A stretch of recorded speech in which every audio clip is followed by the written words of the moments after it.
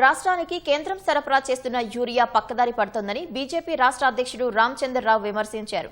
బీజేపీని బద్నాం చేయడానికి యూరియా కొరత లేకున్నా తప్పుడు ప్రచారం చేస్తున్నారని మండిపడ్డారు. మక్తల్ శాసనసభ నియోజకవర్గం నుంచి వచ్చిన బీజేపీ కార్యకర్తలతో రామచంద్రరావు సమావేశమయ్యారు.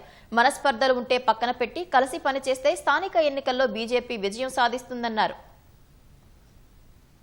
భారతీయ జనతా పార్టీని బద్నాం చేయడానికి కొంతమంది శక్తులు ఈ కాంగ్రెస్ పార్టీ తెలంగాణలో కొన్ని యూరియా షాపుల ముందు లైన్ కనబడతా ఉన్నాయి. దానికి కారణం ఏంది? నేను ఈ ప్రభుత్వాన్ని అడుగుతా ఉన్నాను. మీకు 12 లక్షల పైగా ఇచ్చినటువంటి మెట్రిక్ టన్ యూరియా ఉందో, ఈ అధికంగా మేము ఏదో ఇచ్చినామో ఇది ఎందుకు ఫర్టిలైజర్ షాప్స్ లో పోవట్లేదు? ఎవరు దీన్ని దాస్తున్నారు? ఎవరు బ్లాక్ మార్కెట్ చేస్తున్నారు? ఇవన్నీ కూడా చూడాల్సిన పని రాష్ట్ర ప్రభుత్వాన్ని. మీకు మీ తప్పిదాన్ని కూడా వేరే వాళ్ళ తోసే ప్రయత్నం చేస్తారు.